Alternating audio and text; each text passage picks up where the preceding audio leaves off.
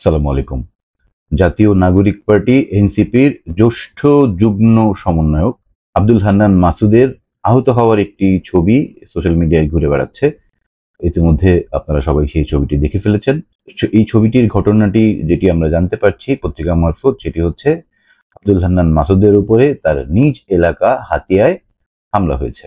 আব্দুল হান্নান মাসুদের সমর্থকদের যে দাবি সেটি হচ্ছে স্থানীয় বাজারে বিএনপির নামধারী কিছু মানুষ সেখানে হামলা করেছে এবং তাদের আহত করেছে। যে জায়গাটিতে এই হামলাটি হয়েছে সেই জায়গাটির নাম জাহাজমারা বাজার। স্থানীয় হাটের দিন থাকায় সেই বাজারে প্রচুর মানুষজন ছিলেন। এই মানুষজনের উপস্থিতিতেই তাদের উপরে হামলা করা হয়েছে এবং তাকে সহ আরো কিছু নেতাকর্মী সেখানে আহত হয়েছেন। এবং আমরা যেটা জানতে পারছি সেটা হচ্ছে সেখানে একটা প্রায় সংঘর্ষের মতো অবস্থা হয়েছে, যেখানে দুপক্ষ হাতাহাতিতে জড়িয়েছেন। এ বিষয়ে জানতে চাইলে হাতিয়া উপজেলা বিএনপির জনাব ফজলুল হক খোকন তিনি বলছেন তিনি এ বিষয়ে কিছুই জানেন না। কারা এই ঘটনাটি ঘটিয়েছে বা কিভাবে ঘটেছে তিনি এ বিষয়ে অবগত নন। আবার হাতিয়া থানা পুলিশের ভারপ্রাপ্ত কর্মকর্তা তিনি বলছেন যে আব্দুল হান্নান মাসুদের উপরে আক্রমণের যে ঘটনাটি সেটি তিনি শুনেছেন এবং সেটি শোনার পরেই তার ফোর্স গিয়ে ঘটনাটি নিয়ন্ত্রণে এনেছে এবং পরিস্থিতি শান্ত করেছে। বাংলাদেশের রাজনৈতিক সংস্কৃতিতে হামলা, প্রতি হামলা, আক্রমণ এই সংস্কৃতি খুব নতুন কিছু নয়। এটি বহু বছর ধরে চলে আসছে। নতুন রাজনৈতিক বন্দোবস্তের যে কথা আমরা শুনেছিলাম সেখানে আমরা শুনেছিলাম যে নতুন ব্যবস্থা হবে, সবকিছু ঢেলে সাজানো হবে, নতুন হবে।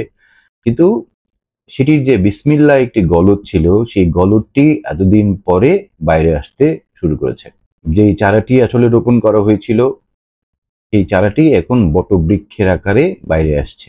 মহাভারতে দুষ্ট রাজা কংসকে নিয়ে যে লেখাটি লেখা হয়েছে, তোমারে বধিবে যে গোকুলে বাড়িছে সে, এই উক্তিটির কি বাস্তব প্রতিফলন আমরা এখন দেখতে পাচ্ছি?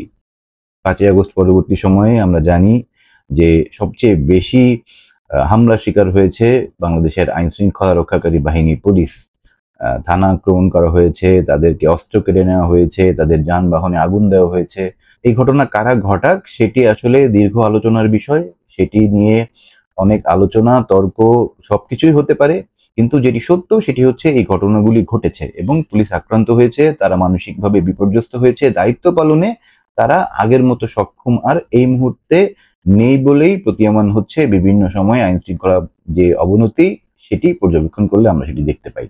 বিভিন্ন পত্রিকার খবরেও সেটি আসে যে পুলিশের যেই সাধারণ কার্যক্রম সেটি এখন আর আগের মতো শক্ত অবস্থায় তারা করতে পারছেন না।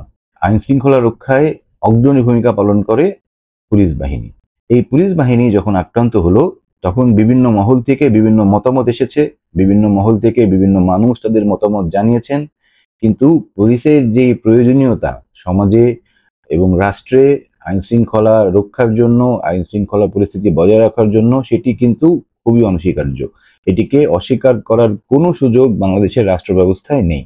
আবার 5ই আগস্ট পরবর্তী সময় আমরা দেখতে পেয়েছি যখনই পুলিশ তার দায়িত্ব পালন করতে গিয়েছে তখন মব তাদেরকে আক্রমণ করেছে। তারা শিকার হয়েছেন দুর্ব্যবহারের।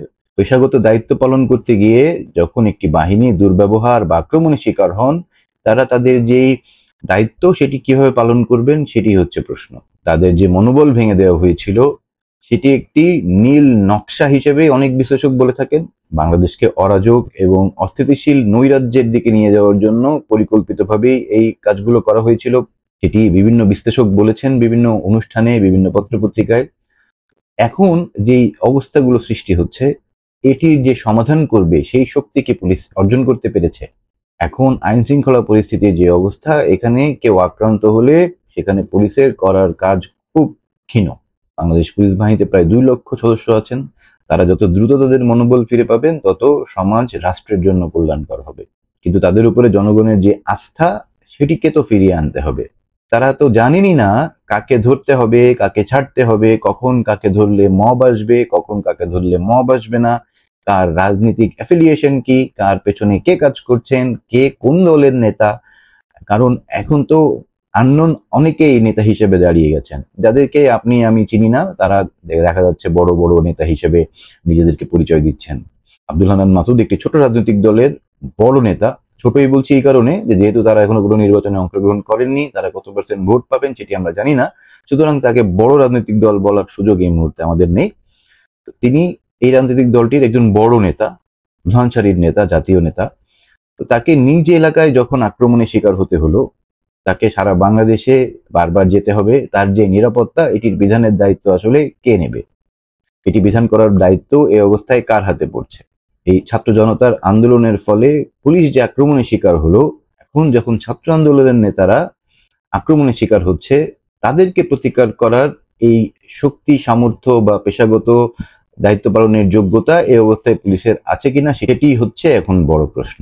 তো এখন সেই দৈত্যকে যে পেলে পুষে বড় করা হয়েছে, সে এখন কোন রূপ দেখাবে, কার ঘাড় মটকাবে, সেটি কি আমরা দেখতে চলেছি? সেটির জন্য কি আমরা অপেক্ষা করব? এবং এই উক্তিটির পেছনে যে কারণ, সেই কারণটিও বোধহয় বর্তমান বাংলাদেশের সমসাময়িক অবস্থা এবং রাজনীতির জন্য খুবই প্রযোজ্য। আমরা যে কোনো রাজনৈতিক দলের যে কোনো নেতাকর্মীর উপরে হামলার নিন্দা জানাই।